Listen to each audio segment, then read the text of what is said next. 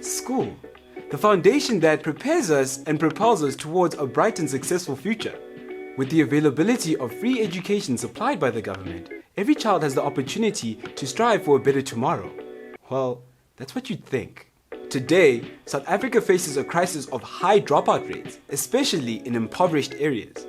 On this episode, we find out the reason, the root of the problem, and perhaps a possible solution. You're watching Besekuwe.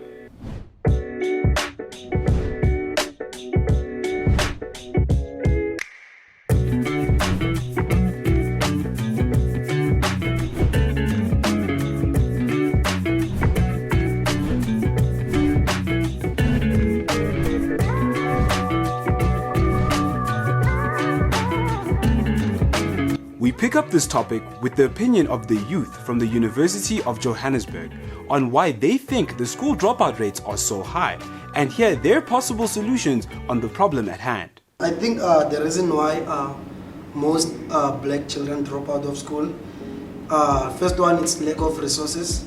And when in class, maybe there are 50 learners. It's hot, there's no aircon, open the windows, other learners are playing outside, you get distracted easily. And another thing, it's poverty. Because in schools, there's a lot of competition, especially in high school. Unnecessary competition. There's this one, she always come with bread and cheese. I don't come with anything at school. You see, I feel left out. I don't have anything. She's always gonna come and she's gonna sit with those people, then they're gonna say, hi, when I look at your t-shirt, it's late, you go, don't come and sit with us. Also affect me, or what's the use of me going to school? Because they're gonna laugh at me. Look at my shoe, how is it? So what's the use of me going to school? Because they're gonna laugh at me, say, yo, your shoes they're like this, go and sit alone. Like I feel excluded. I don't feel like I'm one of them. I think those are some of the reasons. The reason behind all that, I think it starts with unprotected sex. When the female falls pregnant, they tend to lose hope and everything, and then they are forced to leave school so that they could take care of their kids. Maybe they ask for assistance, that please mom, take a look at my baby, and then they'd be like, I want. You knew what you were doing and this should be your responsibility. They just think it's the best decision for them to just drop out and then take care and raise their kids. You know, when I look at my two brothers' points here, for me personally, that's what encouraged me to go to school actually. I had someone in my class in grade 11, already their parents could give him a car to come to school with it, you see. So rather than me saying, why am I going to school? I was like, no, I want to go to school so that I can buy my own car. So when someone comes with some wage and whatever, and I come, that encouraged me, I don't want my kid to come to school. So the very same points that discourage someone not to come to school are the very same point that would encourage someone to go to school and study. So this thing of dropping out, I can say it's just your mindset personally. It's just in you, you know what, I don't want school. School's not for me. The government is doing more than enough to help us go to school. I think it's mentorship. Like when we in the township, we don't have enough people to look up to. It's not cool. Like, I understand? Yeah, you're waking up on Saturday, you're going to your extra classes, even on Sundays, because they even provide them on Sundays. Marobari, because Joe you know, I'll attend him busy and so on. I understand. Or there will always be that example of, you remember Sbanbani, he was into books too much and now look at him, he's losing his mind. You know, we come from townships whereby you get those silly kind of stories. We don't have maybe girls to look up to, like, oh, look at her, she's driving a 4x4, she's paying her own bills, you know, she's living in her own house. We don't see those people because as soon as they make it, they move away from the township. Now we don't have anyone to look up to. Well, okay, like, I can be like her, I can have my own stuff if I can just push school. We don't see that enough in townships. What we see is girls dressing up, 26-pack ya savannah, going out. So you feel like, okay, I'm not doing what's relevant. What I'm doing, I understand. I need someone, like, there is an age in fact whereby after school, you're confused. For an example, me, I didn't go to varsity. I worked at American Swiss until now. This is my first year in varsity. I'm a firstborn at home. If Papa ha kgone ho tla ka tjhelete shibo, tlamehile ke mang o mong a tsamaya lo shera shibo? Ke nna. I have to work, we understand. But then, as soon as I got to retail, this other woman sat me down and she's like, Mfethu, I saw your matric certificate on the system. Why aren't you at school? And I explained to her, I'm like, Joe, 1, 2, 3, and APC at home. If my father can't provide, my father's a single parent. He has 3 kids, single parent. He has to come up with a plan of how we eat. If I don't at least help him out, even if he got 1,000 rand, where is he gonna get that? She told me, no, Mfethu, yeah, I understand you come from this. Mara, look at it from this way. If you keep working in retail, you're gonna earn this salary for this long. She told me, go to school and then try with school. I get it now you've tried with retail. Go try with school. Waban, I would have stayed in retail if she wasn't that mentorship to tell me, Hori, you're gonna be regretful of staying within retail if you didn't take an opportunity to go to school. That's why you need mentorship of people. Meaning that the road is known by those who have already traveled it. She has already traveled the road that I'm pursuing. Who am I to question her advice if she already knows, Hori, what are the cons that come with not actually pursuing school? I think another contributing factor to high dropouts is the economic migration, because you'll find our parents from the rural areas, they come to Joburg. Ne? When they come to Joburg, they face unbearable circumstances where they cannot even take money back home to take care of their child.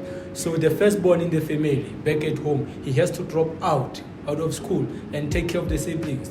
As time goes on, it becomes too hard for him to take care of those siblings. So it's automatically forcing the other one who's following him to drop out. So the economic migration is the biggest contributing factor that the students, regardless whether they're getting those meal at school, but they will never imagine eating malbase at school. Then when you go back home, there's nothing to eat. Your younger sisters and brothers are looking at you. Hey, hot man, so definitely you have to drop out.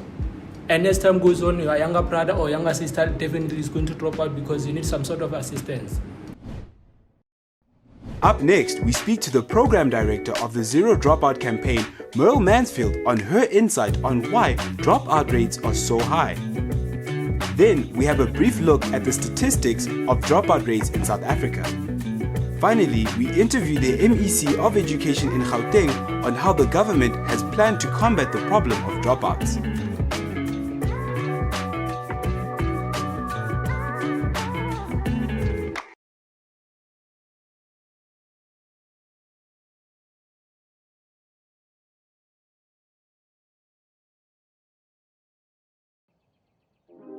Hi, my name is Merle Mansfield. I'm the program director for the Zero Dropout Campaign. Why are school dropouts so high? In South Africa, for a very long time, we never spoke about school dropout. We have an inherited inequality in the education system.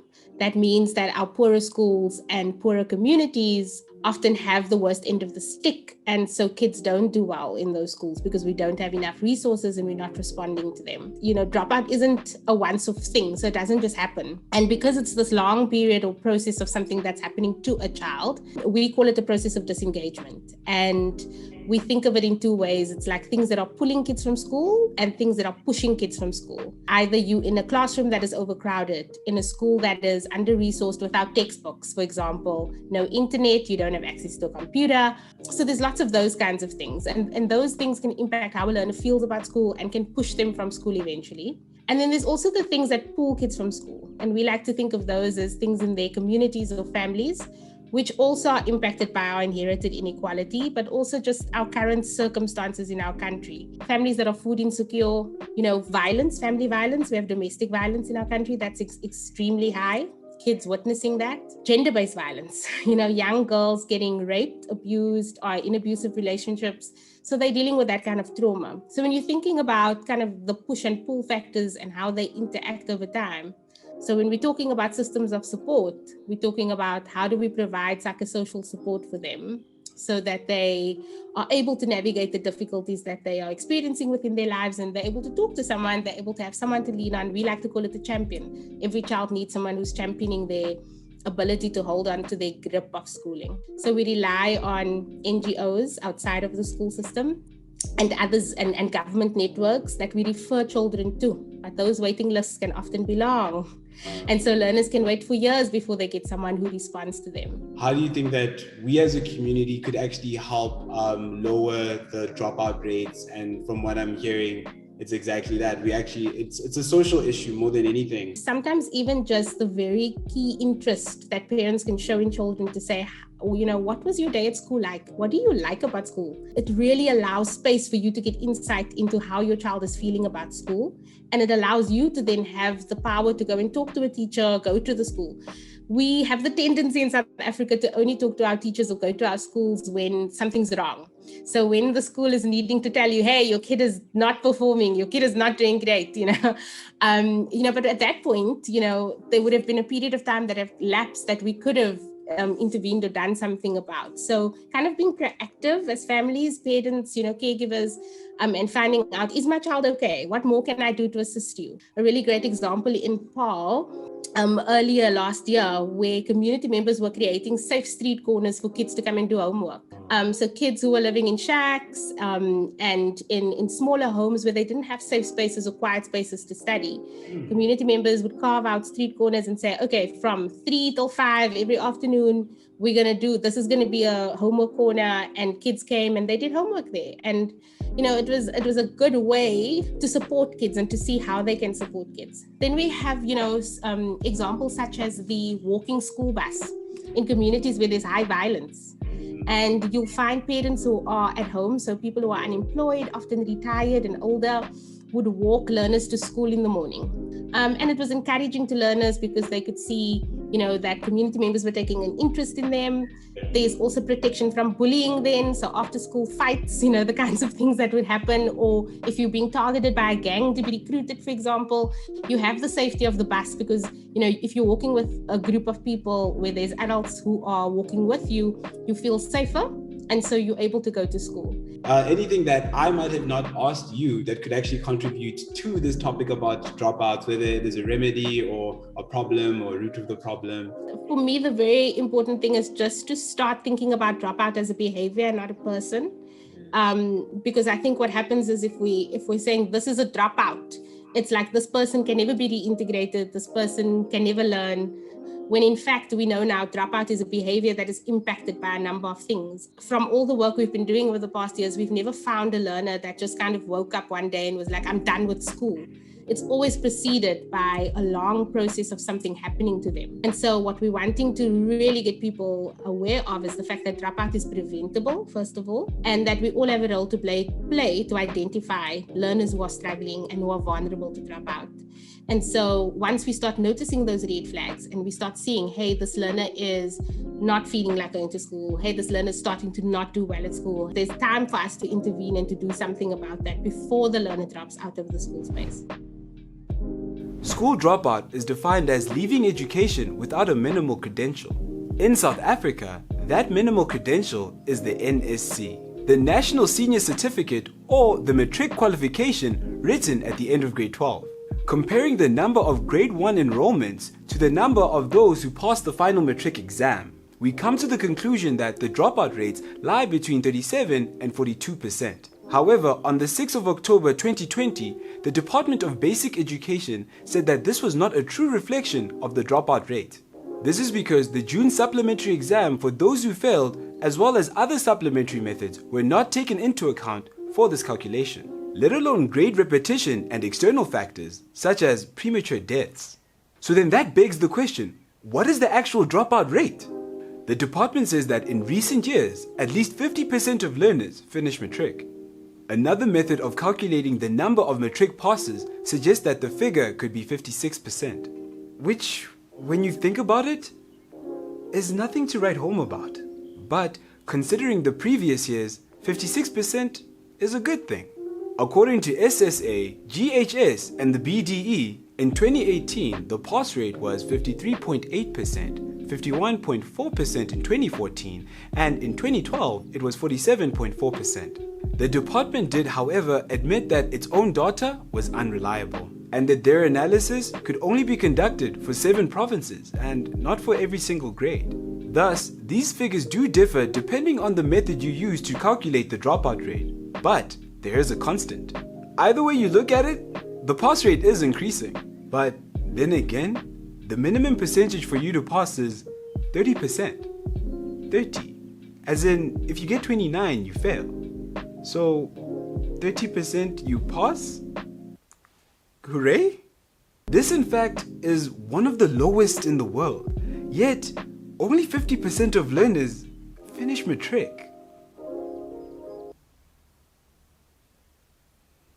Do you remember that saying when we were young that girls were smarter than boys? Well, the department said that girls are far more likely to finish matric than boys. Come on, gents. Another point is that dropout rates differ significantly by ethnic groups. This, of course, is a result of apartheid, with racist, colonial, economic, and spatial policies which, up until this day, breed extreme inequality.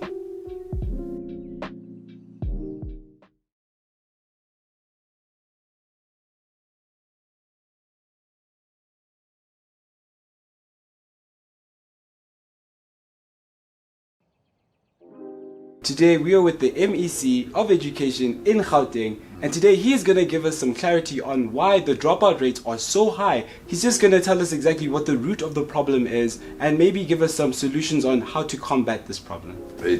So could you tell us exactly why the dropout rates are pretty high? It's a combination of many things. The first one, which I really believe many analysts don't utilize or forget to incorporate, is that not all of our learners start grade 1 and finish grade 12 at the same time, because others repeat grades. You might find that either 70% of your kids may start grade 1 and then conclude grade 12 because they've never repeated any grade. But because there are others that will repeat, say, grade 3, grade 8, grade 9, grade 11, the mere fact that they didn't conclude at that record time, the assumption is that they've dropped out. But the second part is that we also have learners that migrate to other provinces. You find that a learner comes to Gauteng, then the parent will want to leave, or a parent get an opportunity, they will also want to leave and go to that area. The third, which is unfortunate, it's poverty. That's an area that concerns some of us, where learners have to drop out purely because of poverty, or the parents have died, and then the child must be a substitute parent now because the original parent have passed on. If you check the number of children that are also dying out of car accidents, they are not recorded as part of learners that are part of the education system because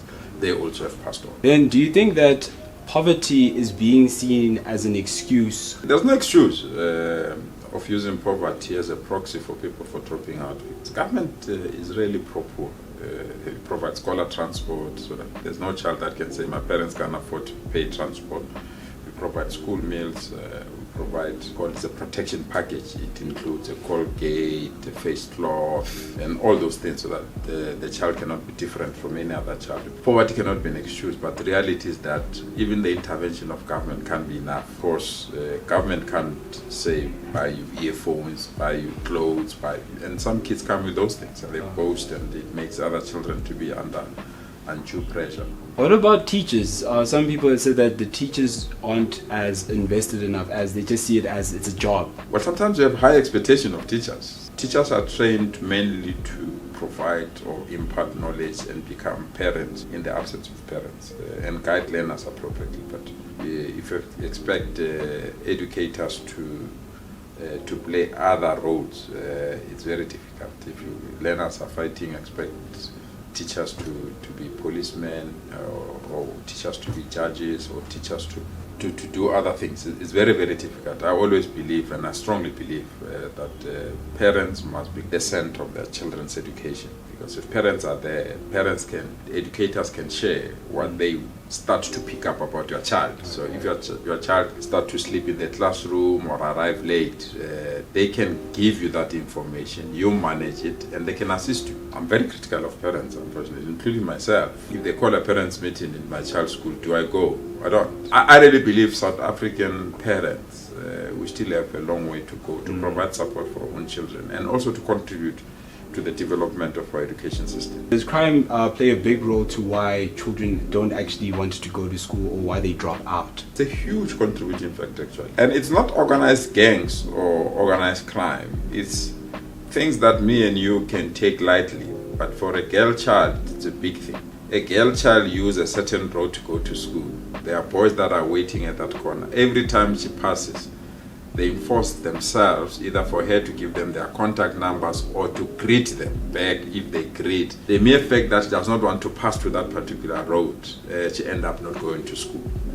And that's the first key point. The second one then, it becomes boys within the school premises. In areas where you have organized gangsters, the numbers are huge. But it's not only about gangsterism as well, it's social life. What about teenage pregnancy? Do you think that that also plays a major role in students actually dropping out? It does, but the numbers are going down because we've relaxed. The state has taken a decision that you can attend school even if you're pregnant. Okay.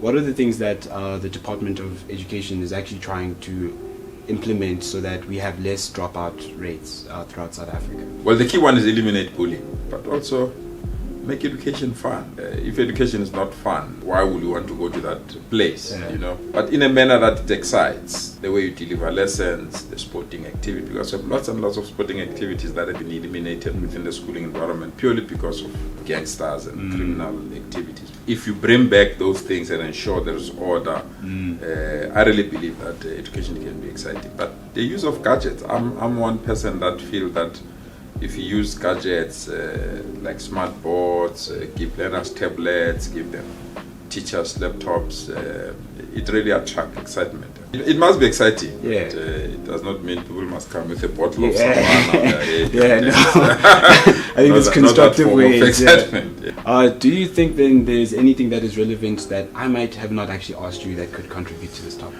Our education system must move with times. We are still stuck on things that I don't think they will assist us. For example, you know this thing of a textbook that still teaches our children about goats and cattle and pigs. I really believe that we need to diversify it, be sensitive with the economic growth and economic developments that we see ourselves in. If the country needs ICT engineers, why waste a grade 1 learner teaching them about how to draw a locust and other things, whereas you can teach them about the gadgets at that age. We are not putting the interest of the country first, we are putting the interest of individuals first. And I really believe that we are missing a point. If a country needs doctors, we don't have a school of doctors at primary school, where here we are preparing doctors. You want them to teach them everything that is meaningless for the career that they need to follow. So for the first time in the township, there's a school with an engine of an aeroplane where learners are taught how to take out the engine and reassemble it so that they understand. And they're still in high school. Those are the things that we want to plant in our education system, because if you don't do that, you'll end up having children being taught other things that are meaningless in life. There are many things you know yourself that you've accepted when you are still at school, and you ask yourself, but